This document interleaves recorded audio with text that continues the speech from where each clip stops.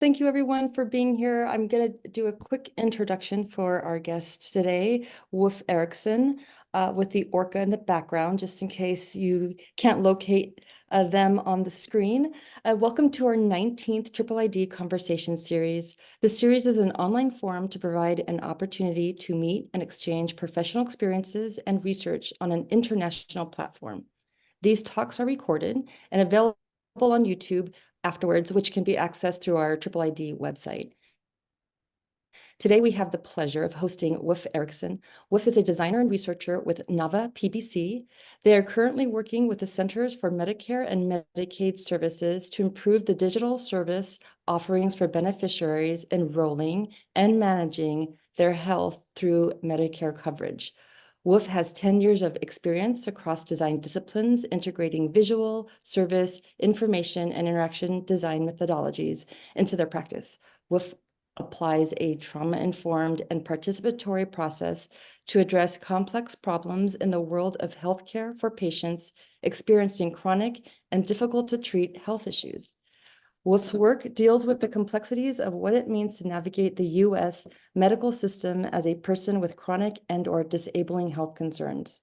This talk will include a primer into what trauma is, how it impacts the nervous system, and will underscore the core principles of trauma-informed design.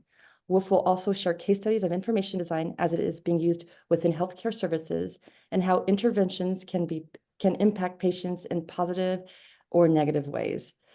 This format, just for everybody and just for the recording, the format's about 35 minutes of presenting work, and then a much more casual, open 25 minutes of Q&A afterwards. But if you have questions that come up during Wolfe's presentation of work, please use the chat option, and there is a team that will be monitoring that chat to make sure that your questions are answered during the Q&A. So without further ado, please help me give a warm virtual welcome to Wolfe. Sorry.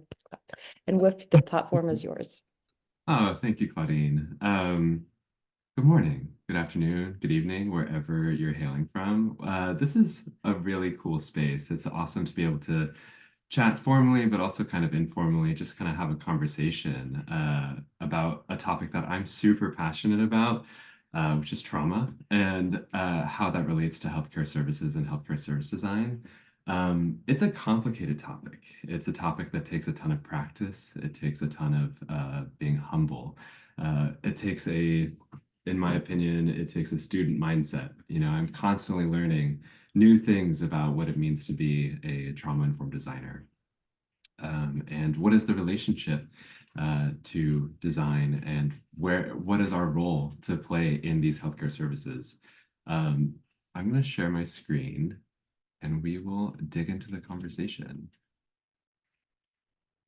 All right. Cool. How does that look? Good? Okay. Yeah, so like I said, today we're going to be talking about the future of care and how I'm just going to move this out of my way. Perfect. Yeah, so we're going to be talking about the future of care today, and how information design is used within healthcare service design. My name is Wolfe Erikson, and I am a health innovation designer. So a bit about the agenda. We'll do a little bit of a drop-in, check in with ourselves. We'll talk about what is trauma, how it impacts the nervous system. We'll talk a bit about trauma-informed design, and then there's two case studies that we'll walk through. One which is about diabetes care, and then another which goes through healthcare applications. Also, I am getting over a cold, so pardon me if I need to sip water and do what my body needs to do. So a little bit about me and my background. I am an alumni of Chapman University, which is where Claudine and I met oh so many years ago. And I'm also an alumnus of CIID, which is the Copenhagen Institute of Interaction Design. I'm an interaction designer, a service designer, a researcher. I'm also queer and disabled. I currently work at NAVA PBC, which is a public benefit corporation, and I'm on the Medicare accounts team. Prior to my experience at NAVA, I was working in the diabetes futures space. So I was down in San Francisco, and we were considering what applications, devices, materials might be helpful for people to manage their type 1 and type 2 diabetes. So a bit more of context to my work at NAVA. NAVA is all about making government services accessible for people across the spectrum. Um, I'm on the Medicare accounts team, and Medicare is a program where people over the age of 65, for people who are not from the U.S., to be able to receive. Sorry, this is context for people that may not be from the U.S. But Medicare is essentially a program for people to be able to receive healthcare services, healthcare coverage over the age of 65. There are 60 million beneficiaries who are logging on and receiving this coverage. So it is an incredibly complex space. We have many different kinds of people that are trying to receive coverage. And it is an incredibly rewarding amount of work to be able to dig into all of these different use cases and try and design information in a way that's like salient and easy to absorb for a aging population and a population, a very, very diverse population. I'd also like to start, I want to prime this conversation, giving a little bit of context into like disability and my own experience with disability. So I really love the book that Sarah Hendren wrote called What Can the Body Do? How Can We Meet the Built World? And this definition of disability, when I read it, was very, very important to me. So ability and disability may be in part about the physical state of the body, but they are also produced by the relative flexibility or rigidity of the built world. And this was certainly very tied to my experience, where my own relationship to my body, that was disabling in its own right. However, the experiences that I was having within the healthcare system and beyond it, I found to be even more so disabling than my physical experience in of itself. Consideration that we have in regards to the built world that's around us. We can consider eyeglasses, where vision impairment is a disability and a spectrum, but is also incredibly ubiquitous today. I need to wear glasses. I don't very often, but I should. And we hardly consider it to be a disability because of the ubiquitous nature for which we've designed around it. So we've softened the lines of the rigidity of the built world through these design interventions. And so I want to prime our conversation by querying, like, how can we soften those lines of the rigidity of the built world and prevent potential trauma from happening because of these design interventions, or soften what stress people do experience as a result of their bodily experience? So let's do a quick drop-in exercise. Feel free to go off screen or look away from your screen, but take a few deep breaths into your belly.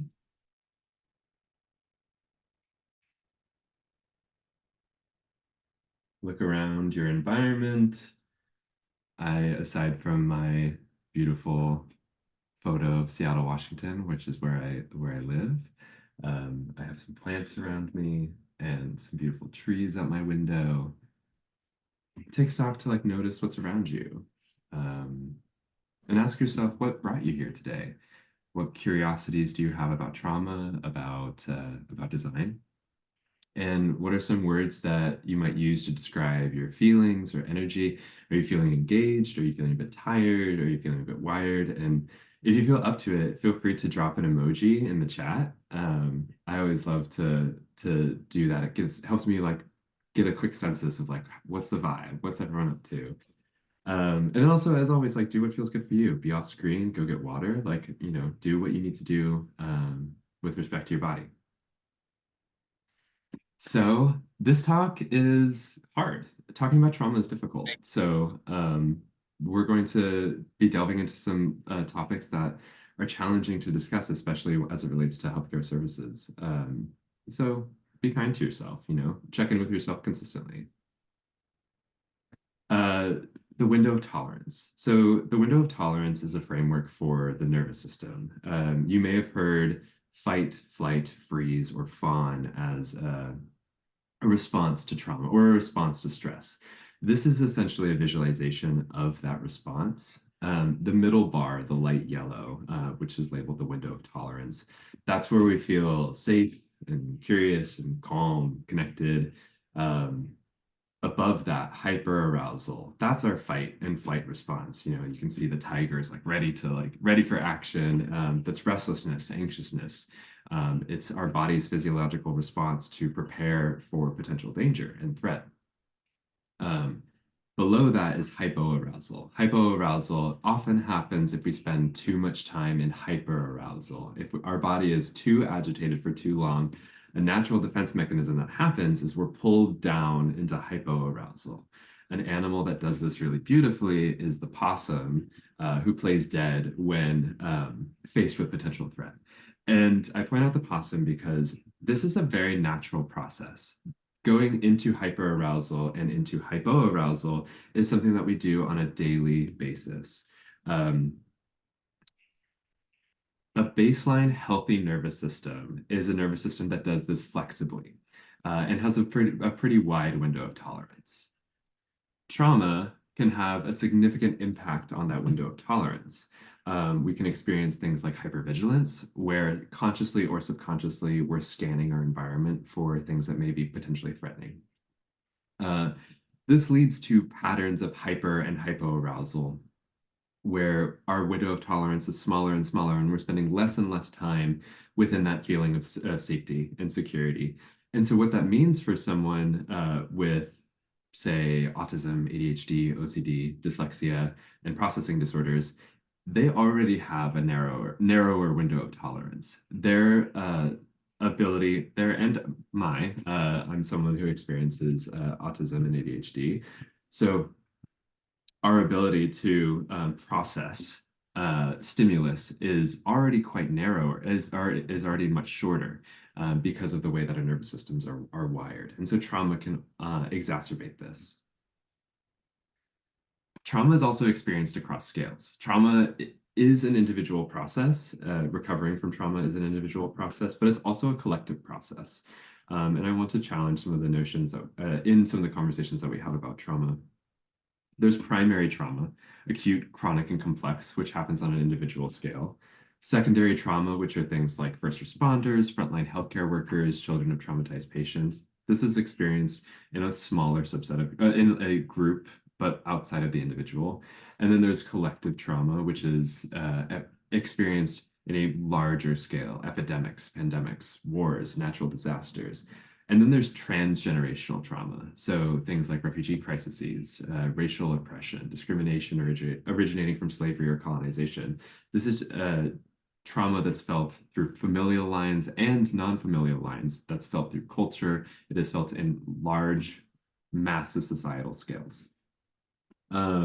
And I wanted to ask the question at the beginning of this talk of how might we create caring services, healing processes, and liberatory systems that consider multiple scales of trauma?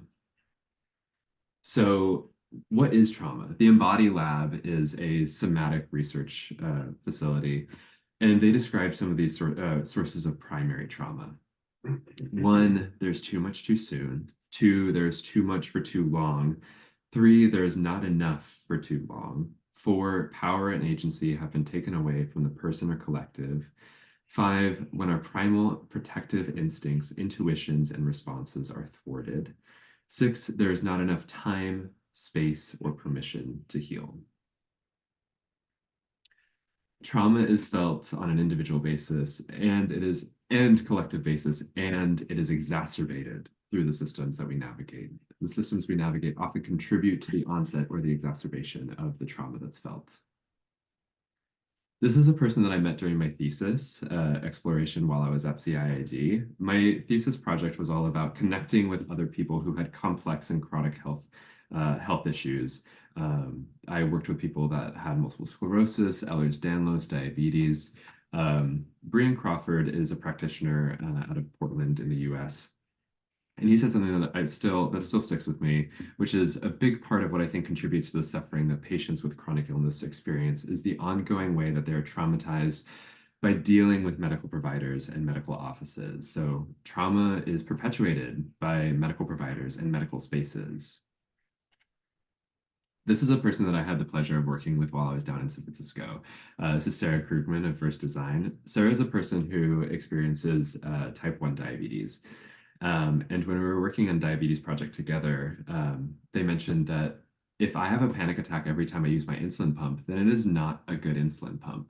And this is something that I have heard in many other research opportunities that I've had, where thinking about MRI machines, that is so unbelievably anxiety inducing. And the offerings that we provide to people is meditate, calm down your own nervous system because we're not going to redesign this experience. But I think that that is lazy. I think that we can do better. So trauma is perpetuated by medical devices as well. And complex health issues are on the rise. We have experienced a collective trauma of being in a global pandemic for many years at this point. And this was back in 2021 that this statistic was pulled, but 1.2 COVID-19 likely resulted in 1.2 million more disabled people by the end of 2021. In the US, there's 5.73 million disabled people in the workforce, and which means there's about 900,000 more as a result of COVID-19 with disability in the workforce. So workplaces, policies are going to need to adapt to be able to not only care for these people, but also like economically, financially. There's many implications about caring for people with chronic and complex health issues. 90% of all healthcare costs in the US go toward treating chronic disease and mental health, about 3.7 trillion a year. We spend the most, and dare I say, maybe have some of the worst healthcare services. So yeah.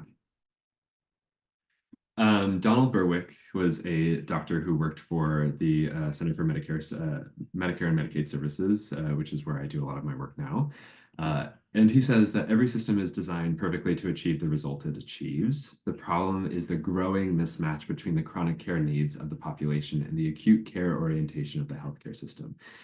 The healthcare system, a little history lesson, was intended for injuries. It was originally meant to house soldiers, patch them up essentially, and put them back into war or put them back into their home. It was never intended to be able to care for the chronic needs of patients, especially not the explosion of chronic healthcare needs that we're seeing today. So trauma-informed design, it's always a practice, always learning, always considering like what other practices might we be able to learn from. And like it's an interdisciplinary and intersectional approach. So this is a framework from SAMHSA, which is the Substance Abuse and Mental Health Services Administration. These are the trauma-informed principles that I use. One, of safety in physical settings and interpersonal interactions. Two, trustworthiness and transparency. Operations are conducted and decisions are made with transparency, consistency, respect, and fairness. Three is peer support, support from those with lived experiences of trauma, or in case of children with family history of trauma, their family members. Four is collaboration and mutuality, partnering, leveling of power differences between and among staff and clients. Five is empowerment. Individuals' strengths and experiences are recognized and built upon a strength-based approach. Six is cultural, historical, and gender issues. Organizations move beyond the cultural stereotypes and biases. So let's start to ask ourselves, what might innovation look like for healthcare services? So this is a framework that I've developed to help me in my process. It was developed in conjunction with the chronic care model. The chronic care model was developed by multiple institutions in the US, like Kaiser Permanente, the University of Washington, Johns Hopkins, and their effort was to try and come up with innovations that could be implemented to address some of the chronic care needs of healthcare services. So on the left is going to be some of those suggestions, and on the right is like the adaptations that I've made for the framework. So one is chronic disease is a life-changing event. The care team should ensure that a patient and family understand the disease and its consequences and how to adjust to them. Aiding the patient to develop coping skills is a part of care. And I kind of want to underline that last sentence, that aiding the patient to develop coping skills is a part of care. Helping someone to understand their own body's process is a part of that process. And so what that lends to is clarity. Can the information be absorbed or filled out confidently? And also, how might we design for their worst day? The information is also collaborative. So a partnership relation between the physician and patient that ensures the inclusion of patient interests in the care plan as chronicity unfolds. So we can ask ourselves, is this source of information validated by professional sources? Is it culturally relevant? This is something that we see in the US all the time, where someone experiencing chronic health issues may not have resources enough to be treated in a way that's adequate. So what ends up happening is they are predated upon.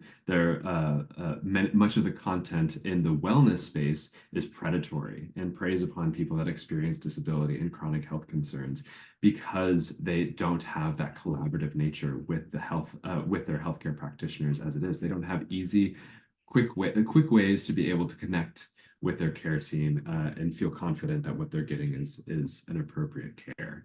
So I also asked the question of how might we implement support as a safety mechanism? The information is also circular. Circularity is a topic that's talked about frequently in the circles of design. It's talked about in the crisis of the climate, designing for circularity.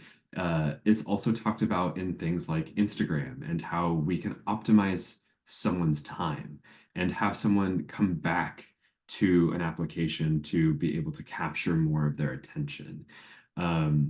The circularity that I'm offering here is how might we increase the value of our design through continued use, but still at a way that's kind to a person's nervous system in a way that doesn't allows for them to engage in a way that is helpful for them. And the quote on the left is also discussing rapid, easy contact between the patient and the care team to also permit remote adjustment of treatment.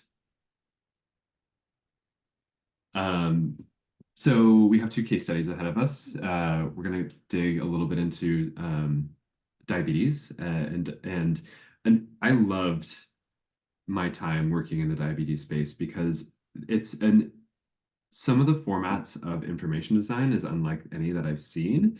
And that be the framework of that being spectrums over prescriptive text. So certain disease management requires spectrums, and diabetes is one of those diseases. It doesn't say this is exactly what you need. It says, here's where you are and here's where you're going. So if you've not seen a visualization of someone's blood glucose levels based on a continuous glucose monitor, on the right is that visualization. So the 195 represents a person's blood glucose levels per milligram per deciliter of blood. The arrow represents, is their blood sugar climbing? Is it stable or is it declining? Here, the person, Jake, is at 195 and they're stable. So what that tells Jake is I maybe need to take a little bit of insulin, where if their insulin was rising, they may need to take a little bit more. If their blood glucose was declining, they may not need to take insulin at all. And that model of where am I and where am I going is so vital to the disease process that is managing diabetes.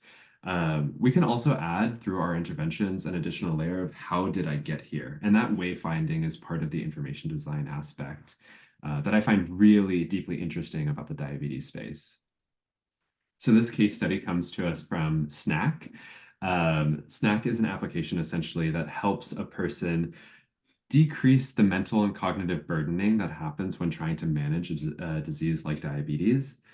If you have diabetes, you are constantly thinking about carbohydrates. It is always top of mind, and it is always something that is often difficult to manage because a person, especially who's going through high blood glucose or low blood glucose, experiences significant cognitive issues and cognitive burden.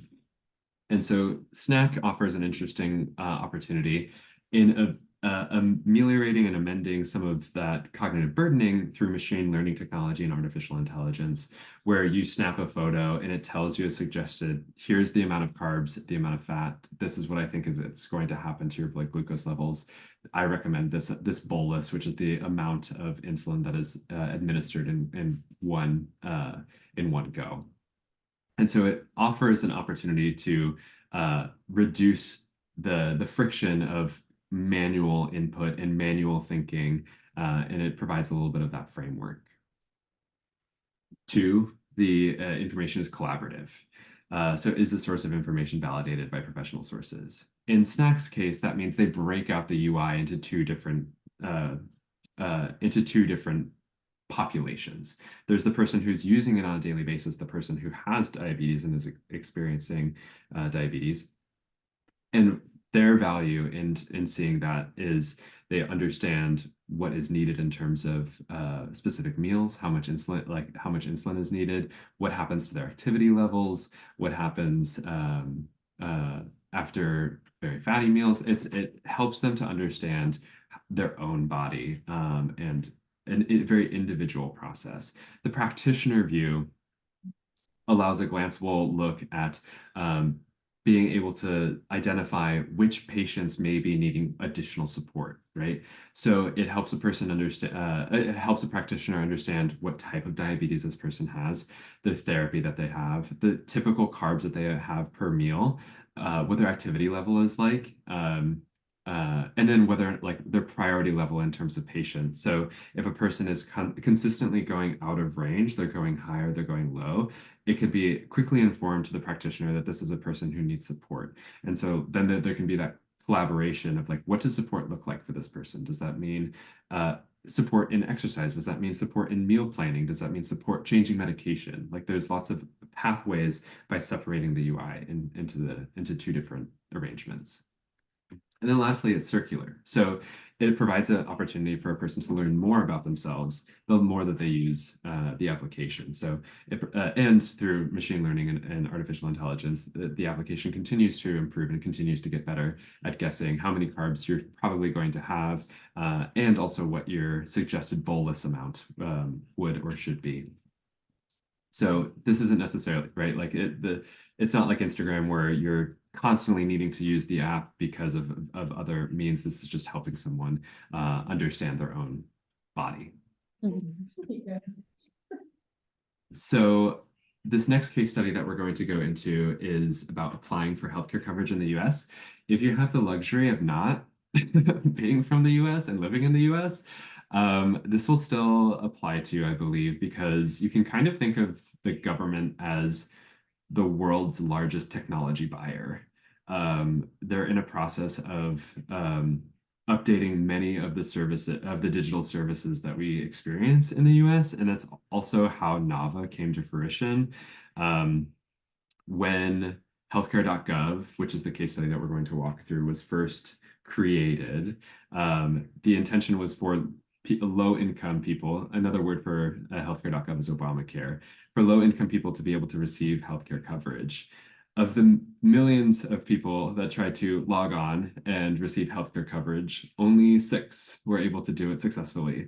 And that's kind of the inception of Nava. And Nava came in to take a look at the service design offering and like, how can we improve this digital experience so that we can get healthcare coverage to as many people as possible? So a bit of background into what it is like to apply for healthcare in the US.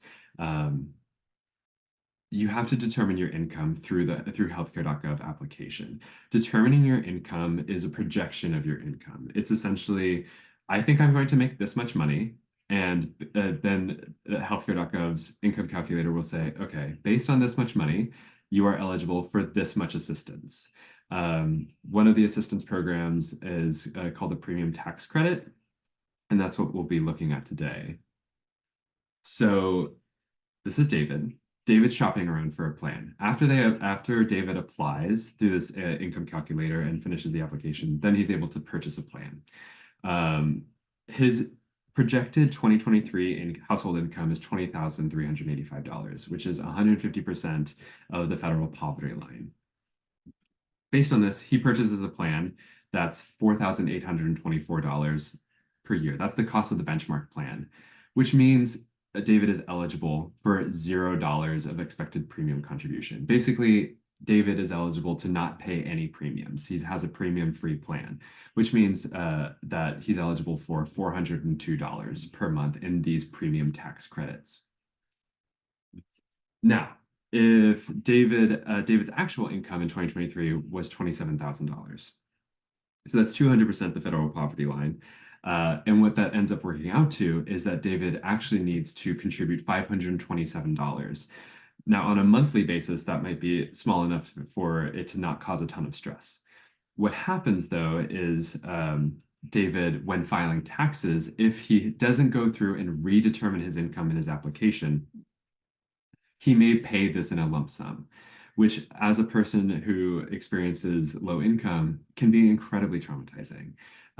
So this process of applying for healthcare coverage can deeply impact people who have already been through trauma, because people who are applying for healthcare services through healthcare.gov are people that are highly likely to have already experienced some of the intergenerational, transgenerational, and collective and personal trauma, right? So in 2023, there were 5 million automatic renewals and 3.7 new enrollees. So with that automatic renewals basically means that someone didn't redetermine their income and they were automatically re-enrolled in their coverage. And then 3.7 million new enrollees. So someone who's enrolled for the first time and determining their income for the first time. So this is a large amount of people who are potentially not correctly or precisely, I'll use that word, not precisely predicting their income, and could potentially cause some significant financial stress. So this is what healthcare.gov, their application process looks like currently. It lacks a lot of clarity and has a lot left to be desired. So you provide your income type, your description of work, and then estimated net income for a month, say for March. So why this is a pain point is that many people going through the process of healthcare.gov do not have consistent income. They may have income types like app-based work or seasonal work, or have alternative pay schedules. So when the income calculation from healthcare.gov is, okay, here's your total month of income. I'm going to multiply that by 12, and this is your calculated 2024 income. That might be helpful for someone with a very simple income stream, but it's likely to cause some inaccuracies, especially if someone has multiple or inconsistent sources of income.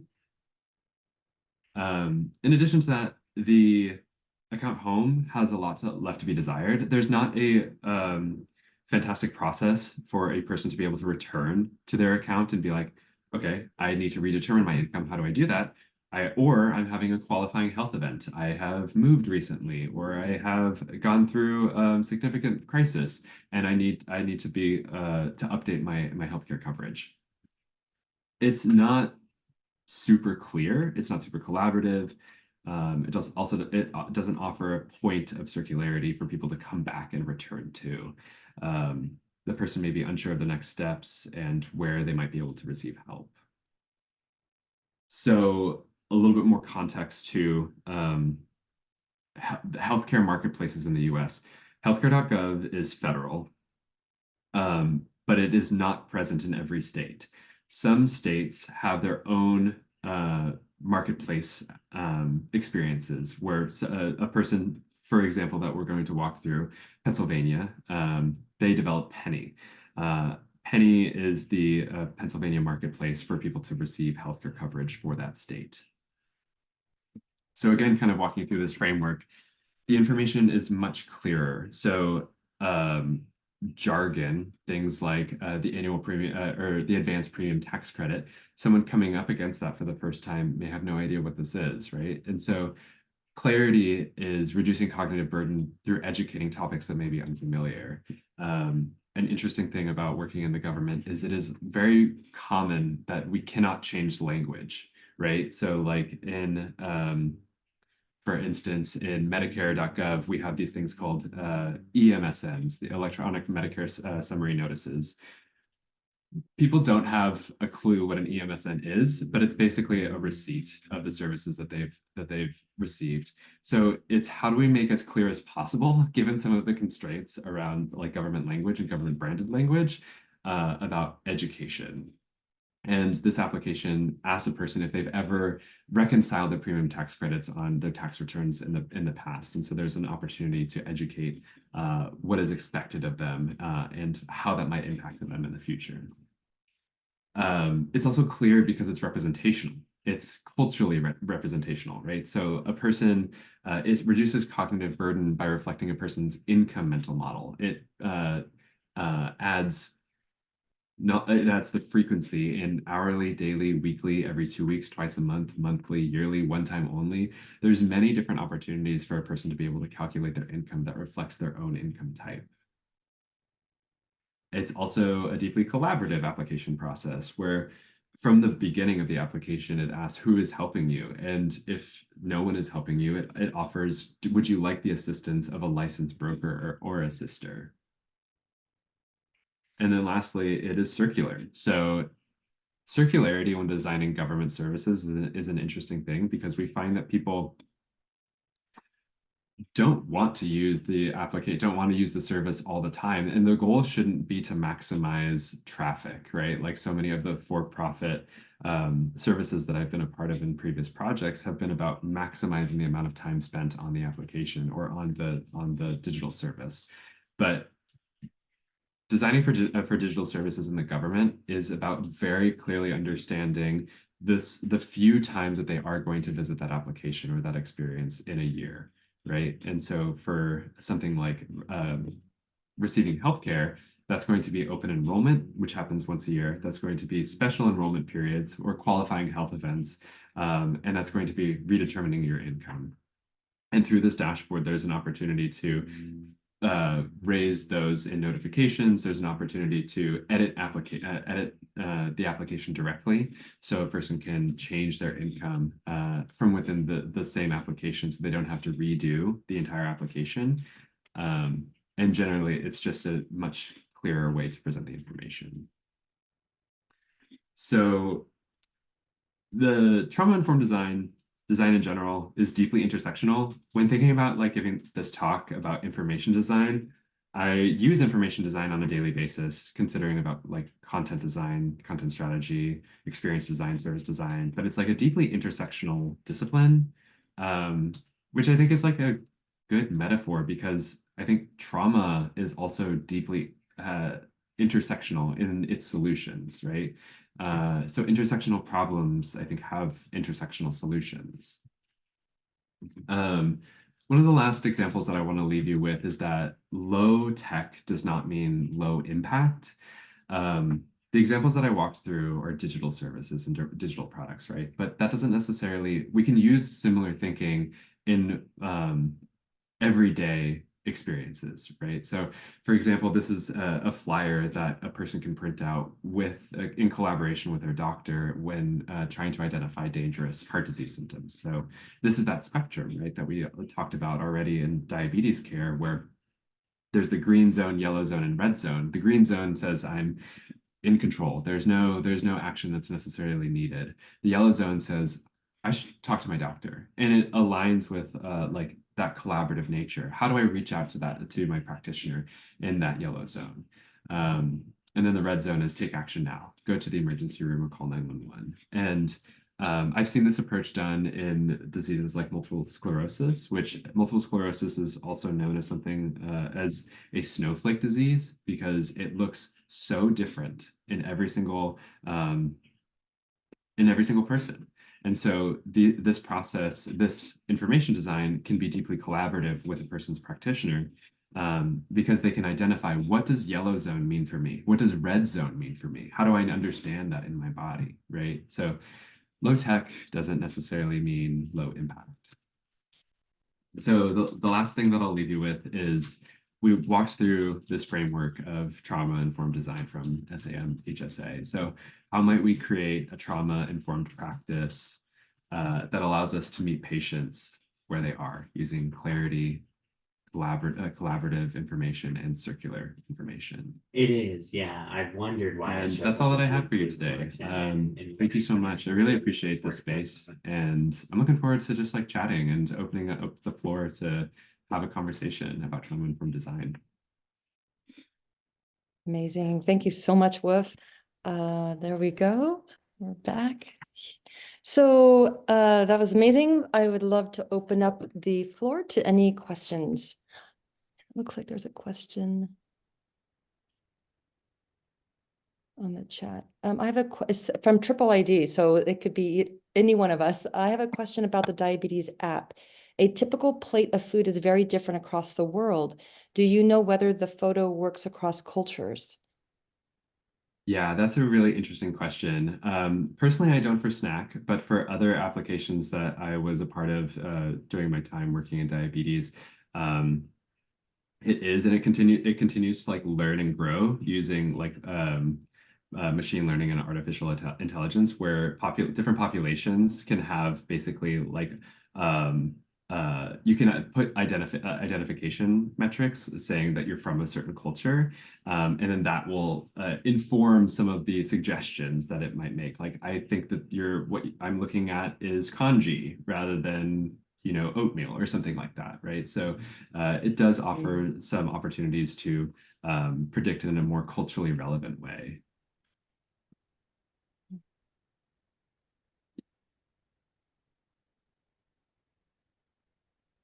Yeah, thank you. I would also be interested in this hugely complicated Medicare process.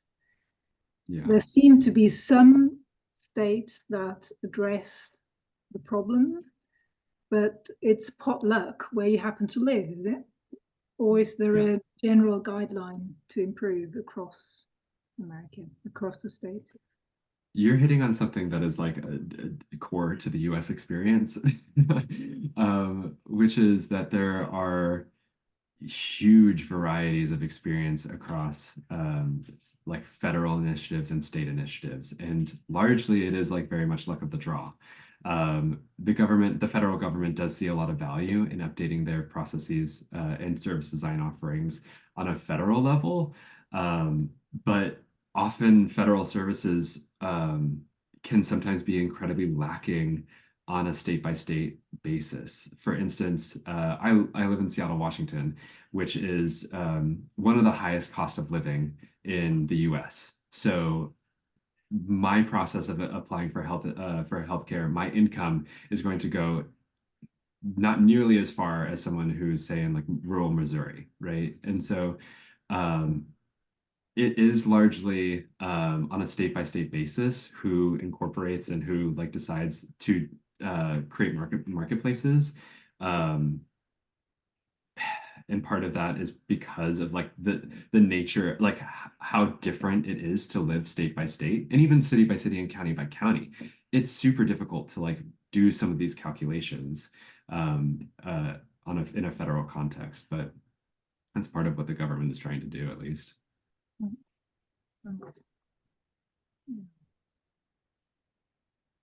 I have a. Oh, Go ahead. Go ahead.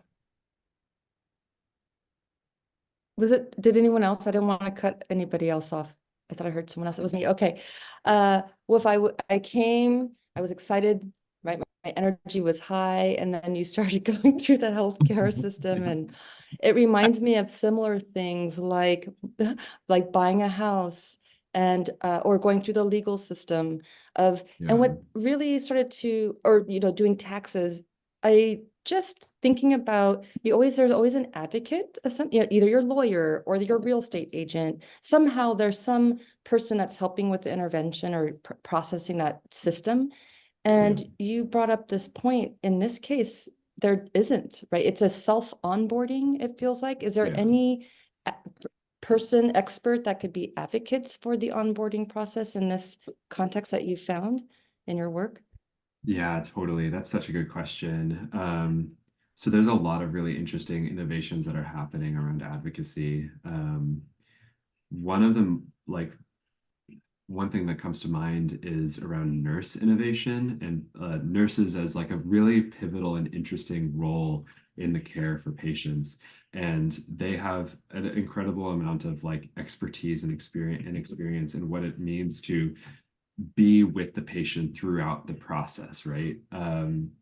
For example, it is I am forgetting the exact number, but I believe it's about 15 minutes of time that you have with a practitioner.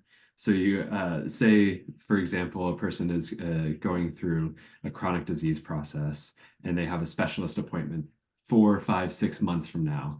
That means they have 15 minutes with the doctor, right? And that they're trying to maximize that short window of time to be able to understand, okay, in that 15 minutes, this person needs to explain everything that I need to go through in order to treat myself, have more tests, like come up with a plan. It's incredibly difficult. And so some of the innovation centers that are in the US are thinking about how can we name people that are not doctors that can support people throughout the process, right? Some of those people are nurses, some of those people are expert patients, right? So there's, for example, there's a company called Hopper Health here in the US, which is primary care for people with neurodivergence. And so that kind of speaks to like the cultural aspect of someone's experience, right? Where it's naming not only a physician, but it's giving you context to someone else's lived experience of, I'm an autistic person who has gone through and am trained to help you go through the medical system as another autistic person, right? So I think in sort of naming and identifying people who have cultural relevance to a person's experience, whether that be related to the disease or related to a person's ethnic background or like racial identity, there's lots of ways that we can connect in those levels.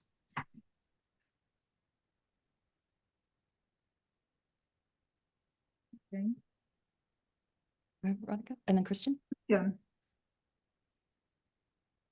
Go ahead, Christian. Yeah, since you're bringing up advocacy, I think one aspect that's so often overlooked is that the patient, him or herself, also could be a really good advocate if we help them to present their information in a sort of more organized way. And I'm thinking of, example I saw recently of Georgia Lupi, where she I was just going to bring that had up. long COVID, and before that, I think she's already been struggling with chronic fatigue syndrome. So she kind of prepared a diary of all her symptoms and the ups and downs of her disease and the new problems she was experiencing as time went on. And I mean, that seems like such a good idea if that level of documentation could kind of be part of somebody's own care process, and then being able to send that to the doctor so that when your 15 minutes come to spend with that person, they've already received that information and had better opportunity to prepare for that meeting with you. Yeah. Yeah. Are you aware of any kind of systems that are in preparation or in planning that would allow for that? Yes, I love that question. I'm a huge Georgia Lupi fan. I also have experienced chronic fatigue, and so like to see someone go like document their experience in such a beautiful way, I was so floored. And it's so funny that like I think the expectation for patients that we've had in the past is for them to be Georgia Lupi, right? Like you have to be an expert in information design to be able to receive adequate care, right? Which is like not possible. It's like it's just not possible for anyone else to be Georgia Lupi. So how do we help people make the most of their 15 minutes, right? Ideally, we have more than 15 minutes. Ideally, we expand the paradigms of health. But if that's not possible, then how do we help someone aggregate personal data in a way that is easy, it's low barrier, but also that the doctor will respect, right? Because there is such a, in the work that I've done, it is such a fine line of patient advocacy where the second you bring out a health journal, the doctor's like, oh, are you the expert? It's so difficult. So it has to be sanctioned in some way by the practitioner as well, right? Like how we aggregate the data has been signed off by practitioners, and this is the way that we create this information design, essentially. We see some interesting interventions from places like multiple sclerosis, where there's smart canes, certain devices, right, where like a cane can help a doctor understand like weight distribution and if the disease process is impacting their weight distribution as they use the cane, right? So there are certain devices and information design that we can have data that is not actually requiring the patient to do anything, to lift a finger, because ideally that's like the best case scenario. However, there are other circumstances where a person has really complex symptoms and maybe is undiagnosed. And there's not a very easy or accessible way to accumulate that data. And so how do we help them sort of accumulate that data in a way that's like incredibly digestible? One offering that I've seen, and this was targeted towards kids, which is a little bear, right? That offer, like, there's 3 interactions, I believe. There's one is like pinching the arm, one is rubbing the stomach, and one is like tapping on the head. And they each represent a different like emotion or pain in the body. And so it's a way of like kind of very quickly, like if I rub the bear's belly, then that represents that I have a stomach ache, that I don't feel so good today, right? And so there's an opportunity, there's like this really interesting, it doesn't feel like I'm aggregating data, but it's still beneficial to like see that in a professional and like practitioner landscape. So there's lots of interesting things that are happening. It's a cool time to be in healthcare. Yeah. We have 5 more minutes. I think we have time for one more question, if that's okay. I have one more question to. I really like to congratulate sorry, on the, can you hear me? Yeah. I really like to congratulate on the clear explanation of the spectra or the spectrum, yellow, the green, and the red. And that's variable per person. And that's also variable per person in time. And I think that is a really useful approach to most information design projects, that we don't focus on the easy part when people feel well and when people are highly motivated and have their computers and can read well and no problem at all. The green part, the green space, but it's focusing on the orange and the red spaces that when people struggle, that we design for those groups that are usually excluded. And that's not only in design, but it's also in language and I mean, most of the language we use to describe the American healthcare system, the financial part of the American healthcare system, is complex, to say the least, or incomprehensible is another word. but I think that the colored spectrum and showing that that's varies per person over time is fantastic. Yeah, thank you. Yeah, you touched on some really. I mean, I've been working in Medicare now for close to a year, and I'm still learning things. I still like am nowhere near a Medicare expert, and that just like it colors the complexity of that one service and how much of an expert someone needs to be in order to like navigate that, right? So, you know, I think it's a combination of like what you were just touching on of designing for someone's worst day, and then also to Claudine's point of naming someone who's able to help, you know, someone who's culturally relevant, able to like guide you through that process, because it's, you know, impossibly hard.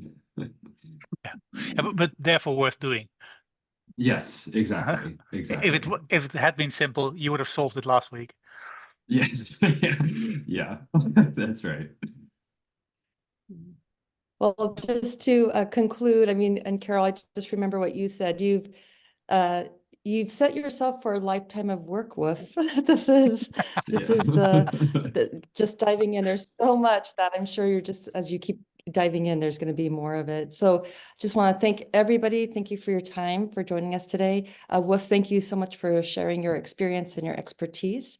And this concludes our 19th Triple ID conversation. Thank you so much. Thanks a lot. Thank you very Bye, much. We everyone. appreciate the time. Bye-bye. Thanks a lot. Thank you.